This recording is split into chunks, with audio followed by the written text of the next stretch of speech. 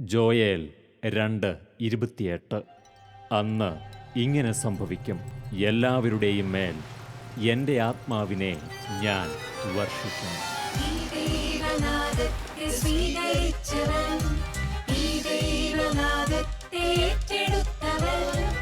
ഇവരാണ് മോസസ്, ഇവരാണ് മോസസ്, ഇവരാണ് മോസസ്.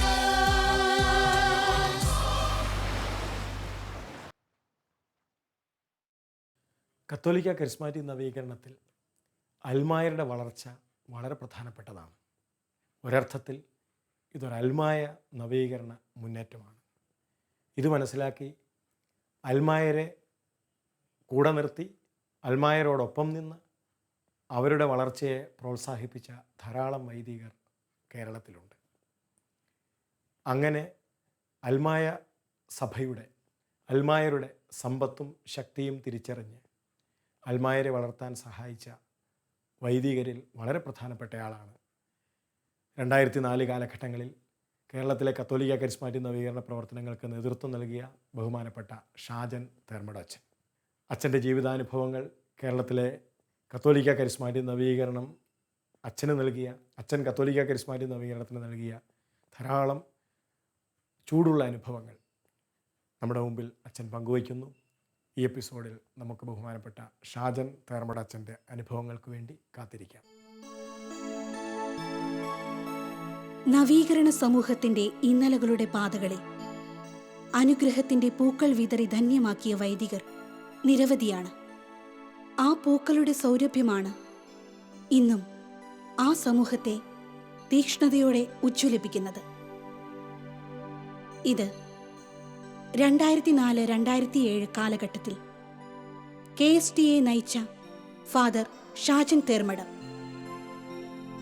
അനേകം പ്രതിസന്ധികളുടെ കാലത്ത് കരിസ്മാറ്റിക് സമൂഹത്തിനെ നവയുഗത്തിലേക്ക് കരം പിടിച്ച് നയിച്ച ഈ വൈദികൻ ഇന്നും തളരാതെ ഈ സമൂഹത്തിനെ മുന്നിൽ നിന്നും നയിക്കുന്നു. തൻ്റെ ജീവിതത്തിലെ ആത്മാവിൻ്റെ സ്പന്ദനവും നവീകരണ ജീവിത ദർശനങ്ങളും അച്ഛൻ നമുക്ക് മുൻപിൽ പങ്കുവയ്ക്കുന്നു. അച്ഛാ, കേരളത്തിലെ കത്തോലിക്ക കരിസ്മാറ്റിക് നവീകരണത്തിൻ്റെ നേതൃത്വത്തിൽ പ്രവർത്തിച്ചിരുന്ന KST ചെയർമാന്മാരെ പരിചയപ്പെടുകയും അവരുടെ ജീവിതാനുഭവങ്ങളും നവീകരണ അനുഭവങ്ങളും ഒക്കെ പങ്കുവയ്ക്കപ്പെടുകയും ചെയ്യുന്ന മോസസ് എന്ന ഈ പ്രോഗ്രാം തൃശ്ശൂരിൽ ബഹുമാനപ്പെട്ട ഷാജനച്ഛൻ്റെ അടുത്ത് എത്തിയിരിക്കുകയാണ്. അച്ഛനെ കേൾക്കാനും അച്ഛൻ്റെ വ്യക്തി ജീവിതത്തിലെ, പ്രത്യേകിച്ച് കരിസ്മാറ്റിക് നവീകരണ ജീവിതത്തിലുള്ള അച്ഛൻ്റെ വഴികളെ കുറച്ചുകൂടി അടുത്ത് പരിചയപ്പെടാനും ഒക്കെ ഞങ്ങൾക്ക് ലഭിച്ചിരിക്കുന്ന ഈ അവസരത്തെ വലിയ ദൈവത്തിൻ്റെ ഇടപെടലായിട്ട് കാണുന്നു. എല്ലാ ശാലോം പ്രേക്ഷകരുടെ പേരിലും ബഹുമാനപ്പെട്ട ഷാജനച്ഛനെ സ്നേഹപൂർവ്വം സ്വാഗതം ചെയ്യുന്നു. അച്ഛാ, അച്ഛൻ കേരളത്തിലെ കരിസ്മാറ്റിക് നവീകരണത്തിന് ഒട്ടും അപരിചിതനല്ല. കാരണം അച്ഛൻ വളരെ ചെറുപ്പത്തിൽ തന്നെ, ഒരുപക്ഷെ വൈദികനാകുന്നതിന് മുമ്പേ കരിസ്മാറ്റിക് നവീകരണവുമായി അച്ഛൻ അടുപ്പമുള്ള ആളാണ്. വൈദികനായ ശേഷവും തൃശ്ശൂരിലും കേരളം മുഴുവനും കരിസ്മാറ്റിക് നവീകരണത്തിന് അച്ഛൻ ധാരാളം നേതൃത്വം നൽകിയിട്ടുണ്ട്. അതുകൊണ്ട് ഷാജനച്ഛൻ ഒരിക്കലും കേരളത്തിലെ കരിസ്മാറ്റിക് നവീകരണത്തിന് ഒട്ടും പരിചയമില്ലാത്ത ആളല്ല. അച്ഛനെ ധാരാളം അറിയാം.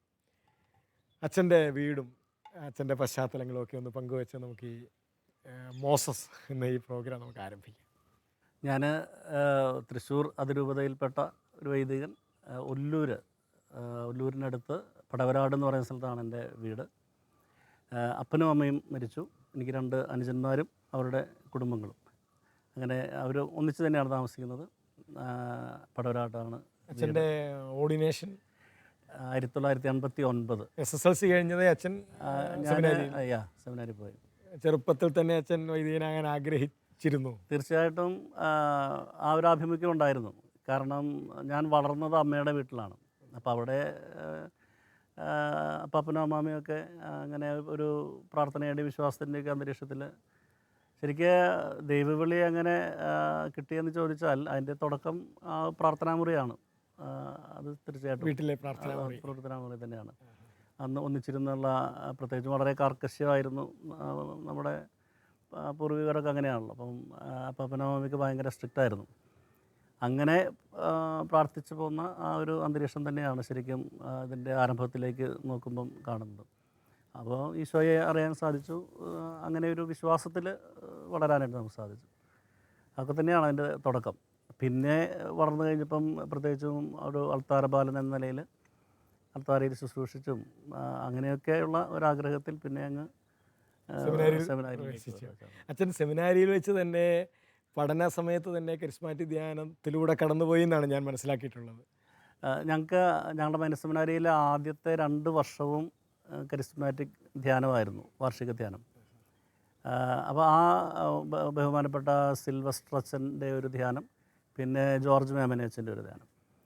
ശരിക്കും ആദ്യത്തെ ആ ധ്യാനത്തിൽ തന്നെ ഒരു കരിസ്മാറ്റിക് നവീകരണ അനുഭവം എന്ന് നമ്മൾ പറയുന്ന ഇങ്ങനെ ഹൃദയത്തിൽ, പ്രത്യേകിച്ച് ഞാൻ ഓർക്കുന്നത് ഹൃദയത്തിൽ ദൈവത്തെ സ്തുതിക്കുന്ന ഒരു അനുഭവം കിട്ടിയെന്നുള്ളതാണ് എൻ്റെ ഒരു, കാരണം ഉള്ളിലൊരു ഭയങ്കര സന്തോഷം, പ്രാർത്ഥിക്കാനുള്ള ഒരു വലിയ കൃപ കിട്ടിയായിരുന്നു. പിന്നീട് നമ്മളതിനെ ഒരു പക്ഷേ ഭാഷാപരമൊന്നും ഒക്കെ നമ്മൾ മനസ്സിലാക്കും മുമ്പ് തന്നെ എനിക്ക് പ്രാർത്ഥിക്കാനായിട്ടുള്ളൊരു, അത് ഞങ്ങളുടെ അന്ന് കൂടെ ഉണ്ടായിരുന്ന കുറച്ച് പേരുടെ ഒരു വലിയ അനുഗ്രഹമായിരുന്നു അത്. അപ്പോൾ ഞങ്ങൾ ആ ഒരു അനുഭവം ഞങ്ങൾക്ക് ലഭിച്ചപ്പോൾ എല്ലാ ദിവസവും ഉച്ചയ്ക്ക് ഞങ്ങൾക്ക് വിശ്രമിക്കാനുള്ള ഒരു അരമണിക്കൂർ സമയമുണ്ട്. ആ സമയത്ത് ഞങ്ങൾ ഒന്നിച്ച് പള്ളിയിൽ കൂടുമായിരുന്നു, ഒരു ചെറിയ ഗ്രൂപ്പ്. അത് ഇന്ന് വളരെ ഒരു പരിപാലനയായിട്ട് കാണുകയാണ്. ഇപ്പോഴത്തെ ജലന്ധർ ബിഷപ്പ് ഫ്രാങ്കോ പിതാവ്, ബഹുമാനപ്പെട്ട സാരഥിയുടെയൊക്കെ ജയിൽ മിനിസ്ട്രിയുടെയൊക്കെ ഡയറക്ടർ അച്ഛൻ കരിപ്പേരി അച്ഛൻ, കിഡ്നി ഫൗണ്ടേഷൻ്റെ ചെയർമാൻ ചെറമല്ലച്ഛൻ, ഞങ്ങളൊക്കെ ആയിരുന്നു ഒന്നിച്ച് അന്നത്തെ ഒരു അനുഭവം പറഞ്ഞാൽ. അത് സെമിനാരിക്കകത്തെ കരിസ്മാറ്റിക് പ്രയർ ഗ്രൂപ്പ് എന്ന് വിളിക്കാമോ? ഞങ്ങൾക്ക് ഒരു കരിസ്മാറ്റിക് പ്രയർ ഗ്രൂപ്പ് എന്നൊക്കെ പറയാം. അന്ന് ശരിക്കും പറഞ്ഞാൽ അങ്ങനെ ഒരു കാഴ്ചപ്പാട് അല്ല, പക്ഷേ ശരിക്കും ഞങ്ങളാ ഒരു പ്രയർ ഗ്രൂപ്പ് അന്ന് ശരിക്കും പറഞ്ഞാൽ. അപ്പോൾ ഞങ്ങൾ ഫ്രീ ആയിട്ട് ഏറ്റവും കൂടുതൽ അവിടെ ഉണ്ടായിരുന്നത് ഇങ്ങനെ ദൈവവചനം വായിച്ച് പങ്കുവെച്ചുള്ള പ്രാർത്ഥന, അതായിരുന്നു കൂടുതലായിട്ടും. അപ്പോൾ ഓരോരുത്തർ ഹൃദയം തുറന്നുള്ള ഷെയറിങ്ങും, അതാ ധ്യാനത്തിൻ്റെ ഒരു എക്സ്പീരിയൻസ് ആയിരുന്നു. ശരിക്കും പറഞ്ഞാൽ അവിടെ മുതലേ ഒരു കരിസ്മാറ്റിക് നവീകരണത്തിലേക്കുള്ളൊരു ആത്മീയതയിലേക്ക് ഒരു ആകർഷണം. അച്ഛൻ പറഞ്ഞല്ലോ, ഈ പ്രത്യേകിച്ച് ആദ്യ ധ്യാനം കൂടിയപ്പോൾ ഈ ഹൃദയത്തിൽ എപ്പോഴും സ്തുതിക്കാനുള്ള, അല്ലെങ്കിൽ നമ്മളതിനെ പ്രാർത്ഥനാവരം എന്നൊക്കെ പറയുന്നു. ശരിക്കും അത് അച്ഛനിലുണ്ടാക്കിയ ഒരു മാറ്റം. അതായത് ഒത്തിരി ആളുകൾ അങ്ങനെ ആദ്യകാലങ്ങളിൽ ധ്യാനം കൂടുന്ന സമയത്ത് ആളുകൾക്ക് അങ്ങനെ നിരന്തരം പ്രാർത്ഥിക്കാനുള്ള ഒരു ഉള്ളിൽ നിന്നറിയാണ്ട് കിട്ടുമെന്ന് കേട്ടിട്ടുണ്ട്. അച്ഛനതെങ്ങനെയാണ് അച്ഛനെ പിന്നീട് സഹായിച്ചത്? എങ്ങനെ സഹായിച്ചു എന്ന് ചോദിച്ചാൽ, അന്ന് മുതൽ ഇപ്പോൾ നമ്മൾ സംസാരിക്കുമ്പോഴും ഞാൻ ആ അനുഭവത്തിലാണ്. എനിക്കതിൽ ഏറ്റവും എന്നെ സഹായിച്ചിട്ടുള്ളത് എൻ്റെ ഓർഡിനേഷൻ്റെ ക്രൈസിസിലാണ്. 1989 ഡിസംബർ 26 എൻ്റെ പൗരോഹിത്യ സ്വീകരണ ദിനം ആയിരുന്നത് നിശ്ചയിച്ചിരുന്നത്. പിന്നെ ചില കാരണങ്ങൾ കൊണ്ട് പെട്ടെന്ന് ഒരു 2-3 ആഴ്ചയ്ക്ക് മുമ്പ് എല്ലാ ഒരുക്കങ്ങളും കഴിഞ്ഞതിന് ശേഷം ഇൻവിറ്റേഷനൊക്കെ അടിച്ച് ക്ഷണമൊക്കെ കഴിഞ്ഞ് പന്തലൊക്കെ കെട്ടി തുടങ്ങി ആ സാഹചര്യത്തിൽ ഓർഡിനേഷൻ തൽക്കാലം ഇല്ല എന്നൊരു വേദനാജനകമായൊരു വാർത്തയുണ്ടായി. അത് അതെ അതിങ്ങനെ അത് അന്നത്തെ ആ കാലഘട്ടത്തിൻ്റെ ഒരു പ്രത്യേകതയിൽ ആ സാഹചര്യത്തിലൊക്കെ ഉണ്ടായതാണ്. ഏതായാലും അത് എന്നെ സംബന്ധിച്ചിടത്തോളം ജീവിതത്തിൽ തന്നെ ഏറ്റവും വലിയൊരു വേദനയുടെ സഹനത്തിൻ്റെ അനുഭവമായിരുന്നു. അപ്പോൾ ഞാൻ പലപ്പോഴും ആ ഒരു സഹനത്തിലൂടെ കടന്നു പോരുമ്പം എൻ്റെ മുറിയിൽ സെമിനാരിയിൽ, ഇപ്പോൾ ഞങ്ങൾ ഡീക്കന്മാരാണ് എല്ലാവരും, എൻ്റെ കൂട്ടുകാരൊക്കെ ഇങ്ങനെ ഓർഡിനേഷന് വേണ്ടിയിട്ട് ഒരു ക്ഷണമൊക്കെ നടക്കുമ്പം എനിക്ക് ഇത് രഹസ്യമാണ്, ആരോടും പറയാൻ പറ്റില്ല. അപ്പോൾ ഇത് ഉള്ളിലൊതുക്കി മുറിയിൽ ഇരിക്കുമ്പോൾ എൻ്റെ തൊട്ടടുത്ത മുറിയിൽ എൻ്റെ കൂട്ടുകാരൻ എന്നോട് ചോദിക്കാറുണ്ട്, എന്താ എൻ്റെ സ്വരം കേട്ടിട്ട് കരയുന്ന സ്വരം കേട്ടിട്ട് ചോദിക്കാറുണ്ട്. അപ്പോൾ ഞാൻ നിർവീഴ്ചയാണെന്ന് പറയും. പിന്നെ അദ്ദേഹം അത് കേൾക്കാതിരിക്കാൻ വേണ്ടി ബാത്ടബിലെടുത്ത് വായിൽ വെച്ച് ഞാൻ ശരിക്കും പറഞ്ഞാൽ ആ ദിവസങ്ങൾ ഞാൻ ഓർക്കുന്നുണ്ട്. പക്ഷെ അവിടെ എനിക്ക് വാസ്തവത്തിൽ ഭയങ്കര പ്രത്യാശയായിരുന്നു, ഉള്ളിൽ ഭയങ്കര സമാധാനമായിരുന്നു. അത് ഇന്നും എനിക്ക് വളരെ അഭിമാനത്തോടെ പറയാൻ സാധിക്കും. അത് ഞാൻ ആ സമയത്ത് ഈ ഒരു പ്രാർത്ഥന അനുഭവത്തിൽ പോയ അത് തന്നെയാണ്, അതിൽ യാതൊരു സംശയമില്ല. കാരണം ഹൃദയത്തിൽ നിറയെ ആ ഹൃദയത്തിൽ പ്രാർത്ഥനയുണ്ടായിരുന്നു. വേറെ ഒന്നും ഇപ്പോൾ നമുക്ക് ഒന്നും പറയാനില്ല അതിനകത്ത്. ദൈവത്തോട് ഇപ്പോൾ എന്താ പറയാനുള്ള, ദൈവത്തിന് അറിയാവും എല്ലാം. പക്ഷേ വേറെ ഒന്നും പറയാനില്ലാത്ത വാക്കുകളില്ല. വാക്കുകളില്ലാത്ത ഒരു പ്രാർത്ഥന എന്നൊക്കെ പറയുമ്പോൾ ഇന്ന് എനിക്കത് കൃത്യമായിട്ട് മനസ്സിലാകും. കാരണം ഞാൻ കരിസ്മാറ്റിക് നവീകരണത്തിലേക്ക് വന്ന് ഈ പ്രാർത്ഥനയെക്കുറിച്ചൊക്കെ നമ്മൾ മനസ്സിലാക്കുമ്പോൾ ശരിക്കും ഈ പൗലോസ്ലീഹ പറയുന്ന പോലെ നിരന്തരം പ്രാർത്ഥിക്കുക, ഹൃദയത്തിൽ പ്രാർത്ഥിക്കുക എന്നൊക്കെ പറയുന്നത് തീർച്ചയായിട്ടും അത് അനുഭവിച്ചിട്ടുള്ള ആ ഒരു പ്രാർത്ഥന എനിക്ക് ഭയങ്കരമായിട്ടുള്ളൊരു പ്രത്യാശ തന്നിരുന്നു. പിന്നീട് എത്രയും വേഗം തന്നെ ആ ക്രൈസിസ് മാറി. 27-ാം തീയതി ഓർഡിനേഷനൊക്കെ അപ്പോൾ തന്നെ റെഡിയായി. പക്ഷേ അതിൽ ശരിക്കും പറഞ്ഞാൽ ആ ഒരു അവസരം അന്ന് എന്നെ സ്വാധീനിച്ചിട്ടുള്ളത് പ്രഭാഷകൻ്റെ പുസ്തകം 2-ാം അധ്യായം 1 മുതലുള്ള തിരുവചനങ്ങളാണ്. ശരിക്കും ആ അവസരത്തിൽ കിട്ടിയിരുന്ന വളരെ പ്രധാനപ്പെട്ട വചനം ഇന്നും അത് നിധി പോലെ ഞാൻ സൂക്ഷിക്കുകയാണ്. അവിടെ വചനം ഇങ്ങനെയാണ്: മകനെ, നീ കർത്തൃ ശുശ്രൂഷയ്ക്ക് ഒരുങ്ങുന്നെങ്കിൽ പ്രലോഭനങ്ങളെ നേരിടാൻ തയ്യാറായിക്കൊള്ളുക. എന്നിട്ട് തുടർന്ന് പറയുന്നുണ്ട്, സ്വർണം അഗ്നിയിൽ ശുദ്ധി ചെയ്യപ്പെടുന്നു, കർത്താവിന് സ്വീകാര്യരായവർ സഹനത്തിലും. അത് ദൈവവചനം ശരിക്കും ആ സമയത്ത് അന്ന് തന്നൊരു ബലം. അപ്പോൾ അത് ഞാൻ അന്ന് ഞാൻ ചിന്തിച്ചിരുന്നു, ഇതിലേക്ക് ഇങ്ങനെയൊരു ക്രൈസിസിനെ നേരിടാൻ ദൈവം എന്നെ നേരത്തെ ഈ ഒരു പ്രാർത്ഥനാനുഭവത്തിലേക്ക് കൊണ്ടുവന്നതാണ് പറയാനായിട്ട്. ഒരുപക്ഷെ അച്ഛൻ ഇങ്ങനെ ഒരു അനുഭവത്തിൽ നേരത്തെ വന്നില്ലായിരുന്നെങ്കിൽ ചിലപ്പോൾ ഈ പ്രതിസന്ധിയുടെ മുമ്പിൽ ചിലപ്പോൾ തീർച്ചയായിട്ടും. കാരണം ഇന്ന് നമ്മൾ ധാരാളം വ്യക്തികളെ ആത്മീയമായിട്ട് സഹായിക്കുന്ന ശുശ്രൂഷയാണ് ചെയ്യുന്നത്. അപ്പോൾ ഇപ്പോൾ കാണുന്ന ഒരു പ്രത്യേകത, എന്തെങ്കിലും ഒരു പ്രശ്നമുണ്ടായാൽ അതാരായിരുന്നാലും ആത്മീയമായി വളർന്നവരിൽ പോലും പലപ്പോഴും ഞാൻ നോക്കിയിട്ടുണ്ട്, പെട്ടെന്ന് തളർന്നുപോയി ആശ്വാസത്തിന് വേണ്ടിയിട്ട് എവിടെയൊക്കെയാണ് പരക്കം പായുന്നത്. ഞാൻ പലപ്പോഴും എന്നെ ആത്മീയമായിട്ട് സമീപിക്കുന്നവരോട് ഞാൻ പറയാറുണ്ട്, എന്ത് പ്രശ്നമുണ്ടെങ്കിലും ഏറ്റവും ആദ്യം തനിച്ചിരിക്കുക, തമ്പുരാൻ്റെ കൂടെ ആയിരിക്കുക. അവിടെ നമുക്ക് ഉത്തരവുണ്ട്. ഈ വെറുതെ ഇങ്ങനെ പറക്കം പാഞ്ഞ് നടക്കുന്ന ഒരവസ്ഥയിൽ നിന്ന് വ്യത്യസ്തമായിട്ട് ശരിക്ക് കർത്താവിനോട് സംസാരിക്കാനുള്ള ഒരു അവസരം. ഞാൻ ഇപ്പം നമ്മുടെ നവീകരണ അനുഭവമാണല്ലോ പറയുന്നത്. അപ്പോൾ ശരിക്കും സ്വാധീനിച്ചിട്ടുള്ള ആത്മീയ ഗുരുക്കന്മാരെയൊക്കെ നമ്മൾ ഓർക്കുമ്പോൾ ഒരു കാര്യം എനിക്ക് ഈ കർത്താവിനോട് ആലോചന ചോദിക്കുക എന്ന് പറയുന്ന ഒരു ശൈലി, അതിനോട് തീർച്ചയായിട്ടും ഞാൻ ബഹുമാനപ്പെട്ട പനക്കലച്ചനോട് കടപ്പെട്ടിരിക്കുന്നു. കാരണം പനക്കലച്ചൻ്റെ ഒരു ധ്യാനത്തിലാണ് വാസ്തവത്തിൽ ഈ ഒരു വിഷയം. ഞങ്ങൾക്ക് അച്ഛന്മാർക്ക് പനക്കലച്ചനൊരു ധ്യാനം നടത്തിയ അവസരത്തിൽ കർത്താവിനോട് ആലോചന ചോദിക്കുക, അതാണ് ശരിക്കും ഒരു കരിസ്മാറ്റിക് ശൈലി. ഇന്ന് പലപ്പോഴും സംഭവിക്കുന്നത് മറ്റു പലരോടും ആലോചന ചോദിക്കലാണ്. അത് ശരിക്കും പറഞ്ഞാൽ ഒരു വ്യതിചലനം അക്കാര്യത്തിൽ പലപ്പോഴും എനിക്ക് തോന്നാറുണ്ട്. അല്ല, അച്ഛൻ ഈ പറഞ്ഞത് വളരെ പ്രധാനപ്പെട്ട കാര്യമാണ്. അതായത് ഒരു പ്രശ്നം ഉണ്ടായാൽ ആദ്യം പോയി കർത്താവിൻ്റെ അടുത്തിരിക്കുക. അത് സ്വസ്ഥതയോടെ ആണെങ്കിലും അസ്വസ്ഥതയോടെ ആണെങ്കിലും അതൊരു എനിക്ക് തോന്നുന്നത് നമ്മൾ ഊന്നി പറയേണ്ട ഒരു കാര്യമാണെന്ന് തോന്നുന്നു. തീർച്ചയായിട്ടും. കാരണം ഈ സഭാപിതാക്കന്മാരുടെ പഠനങ്ങളിലൊക്കെ നമ്മളിപ്പോൾ പല വരത്തെക്കുറിച്ച് പറയുന്നുണ്ട്. അപ്പോൾ അവിടെ ഗിഫ്റ്റ് ഓഫ് ടിയേഴ്സ്, കണ്ണുനീരിൻ്റെ ഒരു വരത്തെക്കുറിച്ച് പറയുന്നുണ്ട്. നമ്മൾ ശരിക്കും പറഞ്ഞാൽ ഞാൻ ആ അവസരത്തിൽ എൻ്റെ പ്രാർത്ഥന കണ്ണുനീരായിരുന്നു. തീർച്ചയായിട്ടും. അപ്പോൾ നമുക്ക് ഒരു പക്ഷെ ബുദ്ധി കൊണ്ട് വെളിപ്പെടുത്താനാകാത്ത രീതിയിൽ പല ഉത്തരങ്ങളും നമുക്ക് കിട്ടിയിട്ടുണ്ട് ഈ ഇരിപ്പിൽ. അതാണ് നമുക്കൊരു സ്വച്ഛത തന്നിരുന്നത്. അപ്പോൾ ആ ഒരു അനുഭവമാണ് വാസ്തവത്തിൽ ഹൃദയത്തിൽ. അതിപ്പോൾ ഇന്നും എനിക്ക് വാസ്തവം പറഞ്ഞാൽ നവീകരണ ആത്മീയതയിൽ ഇന്നും തുടരുമ്പോൾ തീർച്ചയായിട്ടും ഇത്രയും വർഷമായിട്ട് അന്ന് കിട്ടിയ ആ ഒരു എക്സ്പീരിയൻസ് ഇന്നും ഏത് ക്രൈസിസിലും, ഞാനിപ്പോൾ പല സഹനത്തിലൂടെ കടന്നു പോകേണ്ടി വന്നിട്ടുണ്ട്, പല പ്രശ്നങ്ങളിലൂടെ കടന്നു പോകേണ്ടി വന്നിട്ടുണ്ട്, ഉത്തരവാദിത്തത്തിൻ്റെ മേഖലകളിൽ പ്രതിസന്ധികൾ ഉണ്ടായിട്ടുണ്ട്. അവിടെ എല്ലാം വാസ്തവത്തിൽ ഈ ഒരു എക്സ്പീരിയൻസാണ് ശരിക്ക് കരിസ്മാറ്റിക് നവീകരണം എന്ന് പറയുന്ന ആ നവീകരണ അനുഭവത്തിൽ എനിക്ക് കിട്ടിയിരിക്കുന്ന ഒരു വലിയ നിധി. ദൈവത്തോടൊത്തുള്ള സദാസഞ്ചാരം, ദൈവത്തിൻ്റെ ഒരു ഉപകരണമായി മാറുവാനുള്ള സന്നദ്ധത, സദാ പ്രാർത്ഥനാ നിർഭരമായ ജീവിതം,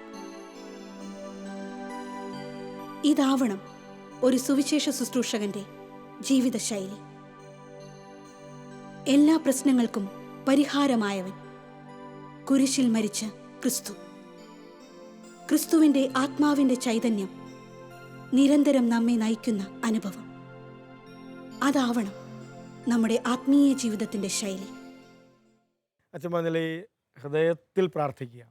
ശരിക്കും പറഞ്ഞാൽ അത് ഇപ്പോൾ പ്രതിസന്ധിയുടെ സമയത്ത് മാത്രമല്ല, അതിപ്പോൾ ഏത് ജോലി ചെയ്തുകൊണ്ടിരിക്കുമ്പോഴും ആവുമല്ലോ. തീർച്ചയായിട്ടും അടുക്കള പണി എടുത്തുകൊണ്ടിരിക്കും. തീർച്ചയായിട്ടും അതാണല്ലോ പൗലോസ്ലീഹ പറയുന്നത്. നിരന്തരം പ്രാർത്ഥിക്കുക എന്ന് പറയുന്നത് നമ്മളിപ്പോൾ സംസാരിച്ചു കൊണ്ടിരിക്കുമ്പോഴും ഹൃദയം പ്രാർത്ഥിച്ചുകൊണ്ടിരിക്കും.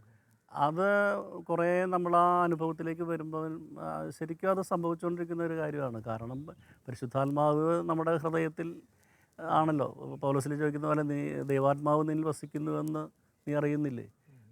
ആത്മാവാണല്ലോ പറയുന്നത്. നമ്മുടെ ബലഹീനതയിൽ ആത്മാവ് നമുക്ക് വേണ്ടി. അപ്പം ശരിക്കും അതൊരു ആത്മാവിലുള്ളൊരു പ്രാർത്ഥനയാണ്, അതിൽ യാതൊരു സംശയമില്ല.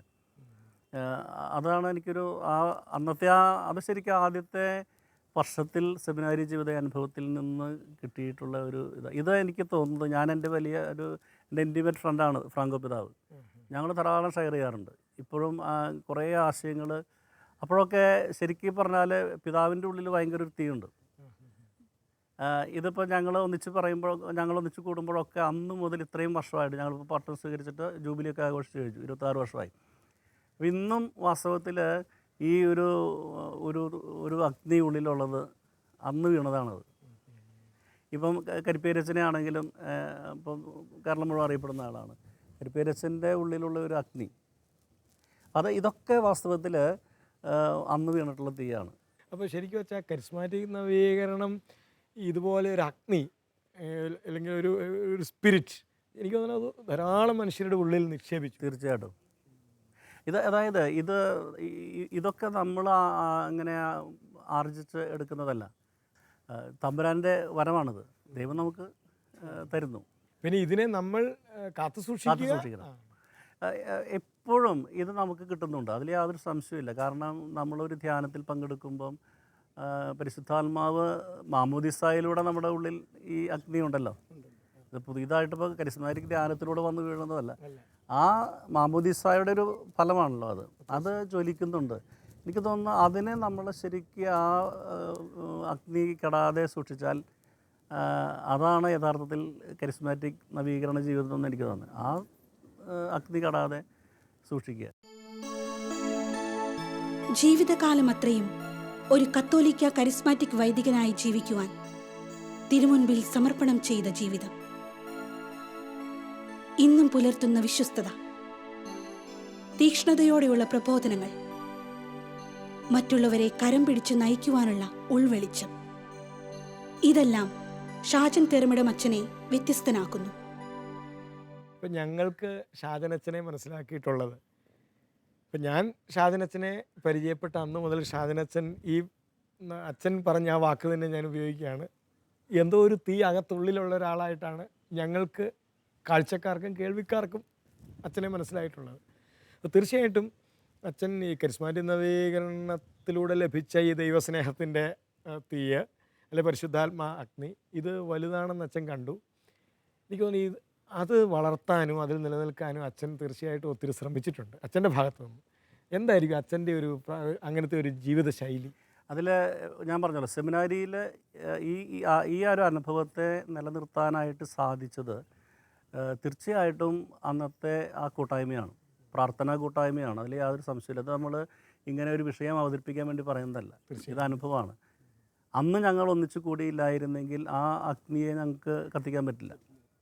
ഇനി മൈനർ സെമിനാരി കഴിഞ്ഞ് മേജർ സെമിനാരി കോട്ടയത്ത് ചെന്നപ്പോൾ വലിയൊരു ദൈവാനുഗ്രഹം ഉണ്ടായി. എല്ലാ വ്യാഴാഴ്ചകളിലും കോട്ടയം ലൂർദ് പള്ളിയിൽ മാഞ്ഞാക്കലച്ചൻ്റെ നേതൃത്വത്തിൽ യുവജനങ്ങൾ ഒന്നിച്ചുകൂടി ഒരു പ്രാർത്ഥനാ കൂട്ടായ്മ ഉണ്ടായിരുന്നു. അപ്പോൾ ഞങ്ങൾക്ക് വ്യാഴാഴ്ച ഉച്ച കഴിഞ്ഞിട്ടാണ് ഈ ഔട്ടിങ് സമയം. അപ്പോൾ ഞാനും പുറത്ത് ഔട്ടിങ്ങിന് ഷോപ്പിങ്ങിനൊക്കെ പോകുന്ന സമയമാണ്. അപ്പോൾ ഞാനും എൻ്റെ ഒരു സുഹൃത്ത് ക്രിസ്റ്റിയച്ചനിപ്പം ചിക്കാഗോയിലാണ്. ഞങ്ങൾ രണ്ടുപേരും നേരെ ഈ പ്രയറിലേക്ക് ചെല്ലും. അന്നത്തെ ആ കൂട്ടായ്മയിൽ ക്രിസ്ത്യൻ സന്തോഷും ബിജുവും അവരൊക്കെ അതിലായിരുന്നു, ജോർജ് ഗ്ലോറിയ, അങ്ങനെയുള്ള ഇപ്പം നവീകരണത്തിലൊക്കെ ശരിക്കും കത്തിച്ചൊലിക്കുന്ന ധാരാളം അന്നത്തെ യുവജനങ്ങളായിരുന്നു. അപ്പം അവർ ആ കൂട്ടായ്മയിൽ ചെന്നിരിക്കുമ്പോൾ സെമിനാരിയിൽ പ്രാർത്ഥനയ്ക്ക് ഒരു കുറവുമില്ല, സെമിനാരിയുടെ പ്രാർത്ഥനകൾക്ക് ഒരു കുറവുമില്ല. മീൻസ് അതിൻ്റെ പൂർണ്ണതയിൽ വളരെ നല്ല പ്രാർത്ഥനാനുഭവം ഇതൊക്കെയാണ്. പക്ഷേ ആ വ്യാഴാഴ്ച ഉച്ചയ്ക്ക് ഭക്ഷണം കഴിഞ്ഞാൽ അങ്ങോട്ട് എന്തോ ഒരു ആകർഷണം ഉണ്ടായിരുന്നു. കാരണം അത് അവിടെ ചെല്ലുമ്പോൾ കിട്ടുന്ന ഒരു സന്തോഷം, ഒരു സ്നേഹം, ഒരു പ്രത്യേക എക്സ്പീരിയൻസ് ആയിരുന്നു. ഞാൻ ശരിക്കും ഇപ്പോൾ പ്രാർത്ഥന കൂട്ടായ്മയെക്കുറിച്ചൊക്കെ നമ്മൾ ചങ്ക് പൊളിച്ച് പറയുന്നതാണ്. ഇപ്പോഴത്തെ അവസ്ഥയൊക്കെ നമുക്ക് അറിയാം. ഇതിൽ ശരിക്കും പറഞ്ഞാൽ ഒരു പക്ഷേ ഇപ്പോൾ അത് പറയാൻ വേണ്ടിയിട്ടായിരിക്കാം ദൈവം അങ്ങനെ ഒരു അനുഭവം തന്നത്. കാരണം അങ്ങനത്തെ ഒരു കൂട്ടായ്മയാണ് വാസ്തവത്തിൽ ഇത് പിടിച്ച് നിർത്തുന്നതിനായിട്ട് സഹായിച്ചിട്ടുള്ളത്. അതെല്ലാ ആഴ്ചയിലും പോകും. എല്ലാ ആഴ്ചയും പോകുമായിരുന്നു. അത് ഞങ്ങൾക്ക് വ്യാഴാഴ്ച എന്ന് പറഞ്ഞാലൊരു ഹരമാണ് അതിന് പോകുക എന്നുള്ളത്. അപ്പോൾ അതൊരു അവിടെ ചെല്ലുമ്പം പ്രത്യേകിച്ചും മാഞ്ഞാക്കലച്ചനൊക്കെ ഭയങ്കര ലവിങ് ആണ്. പിന്നെ ഇവരെല്ലാവരും വാസ്തവത്തിൽ അതായത് പ്രാർത്ഥനയ്ക്ക് ഞങ്ങളുടെ സെമിനാരിയിൽ 500ഓളം പേരുണ്ട്. അവർ അച്ഛന്മാരാകാനായിട്ട് വന്ന് പരിശീലനം നേടുന്നവരാണ്. തീർച്ചയായിട്ടും അത് നല്ല പ്രാർത്ഥനാനുഭവമുള്ള കൂട്ടുകാർ തന്നെയാണ്, യാതൊരു സംശയമില്ല. പക്ഷേ ഇത് പുറമേ ഉള്ള ഈ പല ജോലിയിലും അവരൊക്കെ നിൽക്കുന്ന ആത്മായ സഹോദരങ്ങൾ, യുവജനങ്ങൾ, അവരുടെ ഒരു പ്രാർത്ഥനയ്ക്കുള്ള ഒരു ദാഹം അത് ശരിക്കും അനുഭവിച്ചിട്ടുള്ളതാണ്. അതുകൊണ്ട് ഞാൻ വെക്കേഷന് വരുമ്പം ഇവിടെ തൃശ്ശൂരിലെ ജിസ് യൂത്ത്, തൃശ്ശൂർ സെൻറ് തോമസ് കോളേജിൽ കൂടുമായിരുന്നു. അപ്പോൾ ഞാൻ വെക്കേഷൻ വന്നാൽ അവരുടെ കൂട്ടായ്മയിലേക്ക് ഞാൻ സ്ഥിരമായിട്ട് വരുന്ന ഒരാളായിരുന്നു. അപ്പോൾ ആ ഒരു കൂട്ടായ്മയിലാണ് ശരിക്കും പറഞ്ഞാൽ ഈ അഗ്നി കത്തിയിട്ടുള്ളൂ. എനിക്ക് ഇപ്പം വാസ്തവത്തിൽ ഈ നവീകരണ അനുഭവത്തെക്കുറിച്ച് പറയുമ്പോൾ ഇത് കത്തിക്കാൻ ആഗ്രഹിക്കുന്നവർ കൂട്ടായ്മയിലായിരിക്കണം എന്ന് പറയാനുള്ളൂ. കൂട്ടായ്മ എന്ന പദം സ്നേഹമെന്ന് നാം തിരിച്ചറിയുമ്പോൾ അവിടെ ആത്മാവിൻ്റെ തലോടൽ ലഭിക്കുന്നു. സ്വയം വളരാനും മറ്റുള്ളവരെ ആത്മാവിൻ്റെ ജ്വാലയിൽ വളർത്താനും ഈ ചൈതന്യം നമുക്ക് ശക്തിയാകുന്നു. കൂട്ടായ്മയുള്ള ശുശ്രൂഷകൾ മാത്രമേ ഉജ്ജ്വലിച്ച് പുത്തൻ കൃപകൾ സ്വീകരിക്കുന്നുള്ളൂ എന്ന് അച്ഛൻ നമുക്ക് പറഞ്ഞു തരുന്നു. അതുപോലെ തന്നെ അച്ഛൻ ഈ പറഞ്ഞ സമയത്ത് അച്ഛൻ ധ്യാനം കൂടി, അച്ഛൻ ആദ്യത്തെ സെമിനാരി വെച്ച ഉള്ള ധ്യാനം കൂടി, അങ്ങനെ അച്ഛൻ മുന്നോട്ട് പോയി മേജർ സെമിനാരി ചെന്നു. ശരിക്കും പറഞ്ഞാൽ അത് കഴിഞ്ഞ് അച്ഛൻ്റെ ഓർഡിനേഷൻ ആയപ്പോൾ അച്ഛനൊരു ക്രൈസിസിലേക്ക് വന്നു. ചിലപ്പോഴെങ്കിലും നമ്മൾ കേൾക്കാറുണ്ട്, ദൈവത്തിൻ്റെ കൂടുതൽ അടുക്കുമ്പോൾ ദൈവം എന്താ പറയുക സഹനങ്ങൾ തരുന്നു. അച്ഛൻ നേരത്തെ പറഞ്ഞ സഹനങ്ങളിലൂടെ വിശുദ്ധീകരിക്കുമെന്ന് തോന്നുന്നു. പക്ഷേ ഈ സഹനങ്ങളെ അല്ലെങ്കിൽ അങ്ങനെ ഒരു ക്രൈസിസിനെ ഇതൊരു ദൈവത്തിൻ്റെ പരീക്ഷണമായിട്ട് അല്ലെങ്കിൽ ദൈവത്തിൻ്റെ സ്നേഹക്കുറവായിട്ട് കാണുന്ന ഒരു പ്രവണത ഇന്ന് വർദ്ധിച്ചു വരുന്നത് കൊണ്ടാണ് ഞാൻ ചോദിക്കുന്നത്. ദൈവത്തെ സ്നേഹിക്കുമ്പോൾ ദൈവം അനുഗ്രഹങ്ങൾ തന്നെയല്ലേ തരേണ്ടത്? അത് നമ്മുടെ ഒരു കാഴ്ചപ്പാടിൻ്റെ ഒരു പ്രശ്നമാണ്. ഇപ്പം നമ്മൾ ചിലരങ്ങനെ ഇപ്പം ദൈവത്തോട് കൂടുതൽ അടുക്കും തോറും കഷ്ടത കിട്ടുന്നു, സഹനം കിട്ടുന്നു എന്ന് പറയാറുണ്ട്. ശരിക്കും ഞാനിതിനെ മനസ്സിലാക്കുന്നത് ജെറമിയ 29:11 പറയുന്നുണ്ടല്ലോ, നിങ്ങളെക്കുറിച്ച് ഒരു പദ്ധതി എൻ്റെ മനസ്സിലുണ്ട്. ഞാൻ അന്ന് കണ്ടുപിടിച്ചിരിക്കുന്ന ഒരു തത്വമുണ്ട്. ഒരു 5 കാര്യങ്ങളാണ് ദൈവം എന്നെ ഉപയോഗിക്കാൻ ആഗ്രഹിക്കുന്നെങ്കിൽ 5 കാര്യങ്ങൾ ചെയ്യുമെന്ന് ഞാൻ സാധാരണ പറയാറുണ്ട്. 1 ഉടയ്ക്കുക, ബ്രേക്കിംഗ്, ഉരുക്കുക, മെൽറ്റിംഗ്, 3 മോൾഡിങ്, രൂപപ്പെടുത്തുക, ദെൻ നിറയ്ക്കുക, ഫില്ലിങ്, ദെൻ യൂസിങ്. എന്ന് പറഞ്ഞാൽ എനിക്ക് നല്ല ഉറപ്പാണ്, ഞാൻ 11 വർഷം സെമിനാരിയിൽ വന്ന ആ ഒരു ശൈലിയിൽ നിന്ന് ആ ഓർഡിനേഷൻ ക്രൈസിസിലൂടെ ഞാൻ വേറെ ഒന്നായിട്ടുണ്ട്, ഉടയ്ക്കപ്പെട്ടു. അപ്പോൾ നമ്മളെ ഒന്ന് ഉടച്ചിട്ട് ദൈവത്തിൻ്റെ പദ്ധതിയാകുന്ന ആ മോശയിൽ ഉരുക്കി ഒഴിച്ചു, വാർത്തെടുത്തു. എന്നിട്ട് തൻ്റെ അരൂപി കൊണ്ട് നിറച്ച് ഉപയോഗിക്കുന്നു. ഇതാണ് സഹനങ്ങളെക്കുറിച്ചുള്ള എൻ്റെ ഒരു കാഴ്ചപ്പാട്. കാരണം ഇത് ഒരു ശിക്ഷയായിട്ടോ അല്ലെങ്കിൽ ദൈവം പരീക്ഷിക്കലായിട്ടോ അങ്ങനെയൊക്കെ വേണമെങ്കിൽ പറയാം. പക്ഷേ എൻ്റെ ഒരു കാഴ്ചപ്പാടിൽ ഞാനിങ്ങനെ ആകണം, ഇപ്പോൾ ആയിരിക്കുന്ന പോലെ പോരാ, അതിനെന്നെ ഒന്ന് ഉടച്ച് ഉരുക്കി വാർത്തെടുക്കുന്നു എന്നുള്ളൊരു കാഴ്ചപ്പാടാണ് എനിക്കുള്ളത്. കാരണം ജീവിതത്തിൽ മുഴുവനും അങ്ങനെയാണ് സാധാരണഗതിയിൽ സംഭവിച്ചിട്ടുള്ളത്. അല്ല, എനിക്ക് തോന്നുന്നത് അച്ഛൻ ഈ പറഞ്ഞ രീതിയിൽ ജീവിതത്തിലെ പ്രതിസന്ധികളെ കണ്ടാൽ അത് തരുന്ന ആശ്വാസവും അല്ലെങ്കിൽ ഒരു ആനന്ദവും ചെറിയ കാര്യമല്ല. കാരണം ഇപ്പോൾ അച്ഛൻ പറഞ്ഞു ഈ ഉടയ്ക്കുന്നത് ഉരുക്കി വേറൊരു രൂപത്തിൽ വാർക്കാനാണെന്നുള്ള ഒരു ചിന്ത വന്നു കഴിഞ്ഞാലേ പ്രശ്നമില്ല. പിന്നെ ഞാനിപ്പോൾ നമ്മളിത് പറയുമ്പോൾ ഈസിയായിട്ട് ഇങ്ങനെ പറയുമ്പോൾ ഒരു കാര്യമുണ്ട്, ഇത് ഒക്കെ എത്രയോ അതിപ്പോൾ 26 വർഷം പൗരോഹിത്യ ജീവിതത്തിൽ തന്നെ കടന്നല്ലോ, 10-35 വർഷത്തെ ഒരു അനുഭവത്തിൻ്റെ ഇപ്പോൾ പെട്ടെന്ന് നമുക്ക് ആരെയും അങ്ങനെ മറ്റേ അഭിപ്രായം പറയുന്നവരൊന്നും പറയാൻ പറ്റില്ല. പിന്നെ ഒരു കാര്യമുണ്ട്, വചനം തന്നെ പറയുന്നുണ്ടല്ലോ, ദൈവം നമ്മളെ പരിശീലിപ്പിക്കുന്നത് കഴുകൻ കുഞ്ഞുങ്ങളെ പറക്കാൻ പഠിപ്പിക്കുന്ന പോലെയാണ്. ഉയരങ്ങളിലേക്ക് കൊണ്ടുപോയി താഴേക്കിടുന്നു. ശരിക്കും ഈ ഒരു എപ്പോഴും ജീവിതത്തിൽ എന്തെങ്കിലുമൊക്കെ നേട്ടങ്ങളെക്കുറിച്ചോ ഒക്കെ ചിന്തിക്കുമ്പം ചിറക് വിരിക്കാൻ പഠിച്ചിട്ടുള്ളത് അങ്ങനെ എറിയുമ്പോഴാണ്. ഇപ്പം എൻ്റെ കൂട്ടായ്മയിൽ ഞാൻ പറയാറുണ്ട്, ഇപ്പം വാസ്തവത്തിൽ എന്തൊക്കെ പ്രതിസന്ധി ഉണ്ടായാലും, ആരെന്തൊക്കെ ഏതെല്ലാം രീതിയിൽ വിമർശിക്കുകയോ കുറ്റപ്പെടുത്തുകയോ എന്തൊക്കെ ഉണ്ടായാലും, നമുക്കിപ്പം വാസ്തവത്തിൽ ഉള്ളിൻ്റെ ഉള്ളിൽ ചുറ്റും എത്ര കൊടുങ്കാറ്റ് നടന്നാലും നമുക്ക് ഉള്ളിൽ ഒരു സമാധാനമുണ്ട്, ഒരു ശാന്തതയുണ്ട്. അപ്പം അത് തീർച്ചയായിട്ടും ഈ തമ്പുരാൻ്റെ പരിശീലനമാണ്. അപ്പം നമ്മളത് പൂർണ്ണതയായിട്ട് പറയല്ല, പക്ഷേ അതുപോലെ തന്നെ സഹനം എന്ന് പറയുന്നത് പിന്നെ മറ്റൊരു യാഥാർത്ഥ്യം കൂടെ ആത്മീയ ജീവിതത്തിലുണ്ട്. നമ്മൾ ദൈവോന്മുഖമായിട്ട് വളരാൻ ആഗ്രഹിക്കുകയും നന്മ ചെയ്യുകയൊക്കെ ചെയ്യുമ്പോൾ തീർച്ചയായിട്ടും പിശാച് വെറുതെ ഇരിക്കുന്നില്ല. അത് യാതൊരു സംശയമില്ല. അത് സഭ ഔദ്യോഗികമായിട്ട് പഠിപ്പിക്കുന്നത് സത്യം തന്നെയാണത്.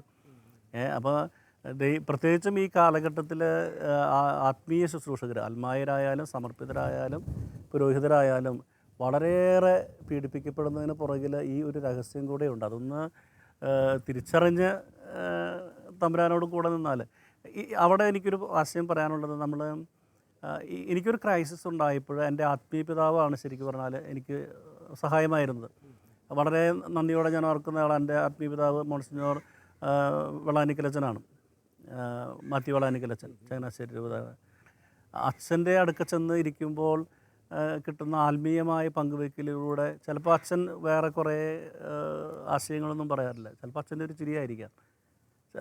നമ്മൾ വലിയ പ്രശ്നമായിട്ട് പറയുന്ന ചില കാര്യങ്ങളിൽ അതിനൊരു പുഞ്ചിരിയോടുകൂടെ അപ്പോൾ അതുകൂടെ ശരിക്കും പറഞ്ഞാൽ കരിസ്മാറ്റിക് ആധ്യാത്മികതയുടെ ഭാഗമാണ്. നമ്മൾ പാസ്റ്ററിങ്, എൽഡറിങ് എന്നൊക്കെ പറയുന്ന അതുകൂടെയൊക്കെയാണ് ഈ വളർത്തുന്നത്. നേരത്തെ ഞാൻ പറഞ്ഞു കൂട്ടായ്മയിലൂടെയുള്ള വളർച്ച, അതുപോലെ തന്നെയാണ് ഒരു ആത്മീയ ഗുരുവിൻ്റെ ശിക്ഷണം എന്ന് പറയുന്നത് ഈ അഗ്നി ജ്വലിപ്പിക്കാൻ ഏറ്റവും ആവശ്യമായിട്ടുള്ള.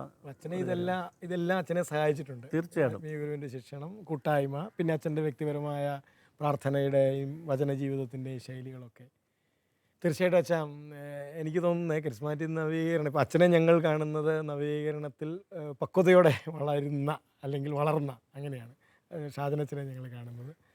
അതിൻ്റെ പിന്നിൽ അച്ഛൻ പറഞ്ഞ അച്ഛൻ്റെ വ്യക്തി ജീവിതത്തിലെ ഈ അനുഭവങ്ങൾ, അച്ഛൻ അതിനെ നേരിട്ട രീതികൾ, അച്ഛൻ അതിനെ എങ്ങനെയാണ് അതിനെ എടുത്തത്, ഇതൊക്കെ അച്ഛനെ വളരെയേറെ സഹായിച്ചിട്ടുണ്ട്.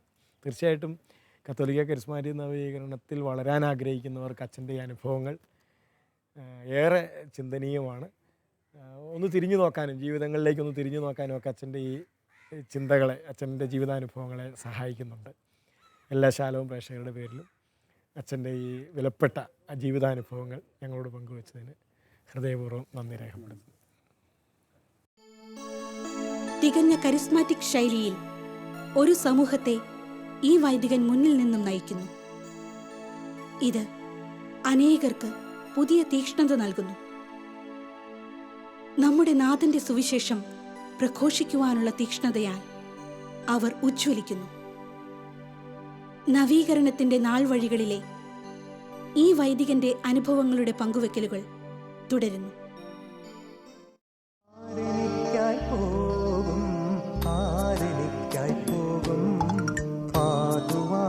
വചനം ഏകുവാനൊരു സാക്ഷ്യം.